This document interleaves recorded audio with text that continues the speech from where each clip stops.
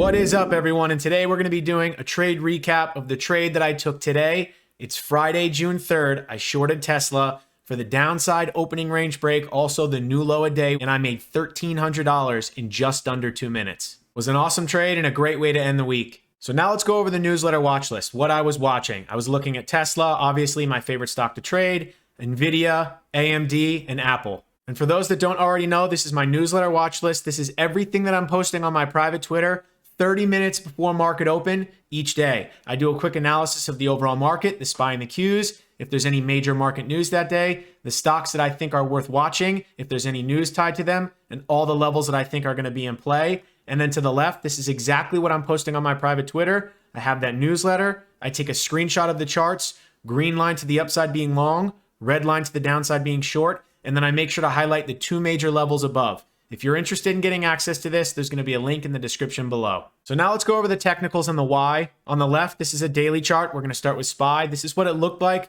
coming into this morning.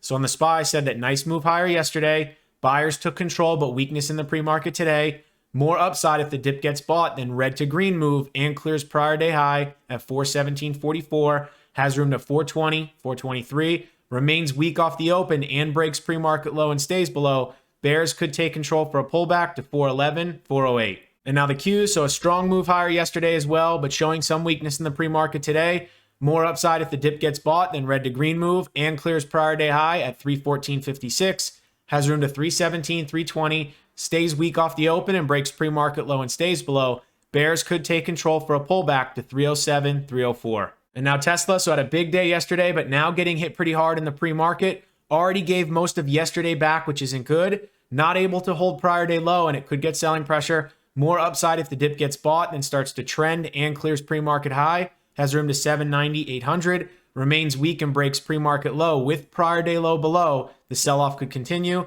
especially on a Friday. Has room to 715, 700. And now Nvidia, so a big move yesterday, held the 9 EMA on daily and cleared the prior 2 days of price action. Looking for possible upside continuation if the market can hold up and it's strong. More upside if the dip gets bought off the open and clears pre-market high with prior day high above at 196.19. Has room to 200, 205. Stays weak off the open, then breaks pre-market low and stays below. Bears could take control for a pullback to 187, 184. And now AMD, so a big move yesterday as well. It caught momentum, looking for possible continuation. Dip gets bought off the open, then clears pre-market high with prior day high above at 109.50. Has room to 111, 114. Stays weak off the open and breaks pre-market low and stays below. Bears could take control for a pullback to 104, 102 support. And now Apple, so a nice move higher yesterday, but showing some relative weakness today. 147 is major support on the daily. If it can't hold that, could get selling pressure. More upside if it reclaims 149, 150 support, then clears pre-market high with prior day high above at 151.27. Has room to 152, 154. Remains weak off the open, then breaks pre-market low and that 147 daily support. Bears could take control for a pullback to 145, 143. And then one thing to talk about because it's very important. So obviously I am posting this 30 minutes before market open each day. Pre-market high, pre-market low are very important levels to me, but sometimes they change within that 30 minutes to market open. So what I do is I adjust those levels and I still consider them very important levels to trade around. Okay, so now let's really break down what happened to Tesla off the open, and then I will go into the actual trade. So as far as the move off the open, it very quickly broke below pre-market low, and then it bounced right off of it. So now I don't think pre-market low is as significant, but it is there. It's this baby blue line. So just having an idea of where that level is. Sometimes those levels get taken out really quick.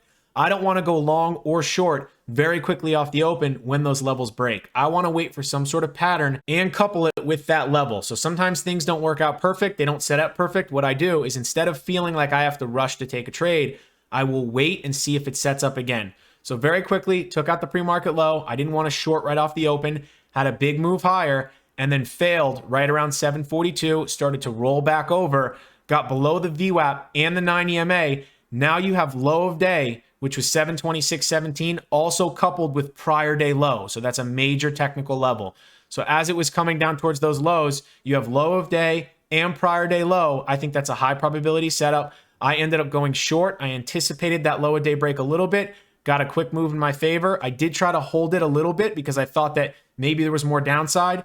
Very quickly found some support right around 724. When it started to bounce, I just took quick profits. So this is just a really good example of why I like to wait a little bit off the open before taking a trade, because had I just shorted this for the pre-market low break within the first 30 seconds of the open, I end up getting squeezed out of my position, big loss on the day, and then it eventually rolls over, sets up again, and I'm kind of messed up psychologically, so I may not take that trade or execute as well as I could because I jumped in it a little too quick. I'm a big fan of waiting at least 5 to 10 minutes off the open. That's when I've noticed my trades work the best. So now let's get into the actual trade. So I had that move higher off the open, set the high right around 743, clearly has the low a day, starting to roll over, sellers are taking control, had the gap down, so just going in the direction of the current trend, below the VWAP and the 9 EMA. So if it breaks the low, that would be a downside opening range break, also a new low of day, and I felt like it was going to have some nice follow through to the downside. So really starting to show a lot of weakness. I want to take that low a day break, but I want to anticipate it. So I got short just under 728. I took 10 contracts because I felt like this was a high probability trade. I took the 725 puts and I got filled at $9.55. So I got a nice move in my favor, made that new low a day. Sellers are clearly in control. I wanted to try to hold this just a little bit longer, maybe another minute, because I thought it had some room to the downside. And then very quickly started to find some support right around 724.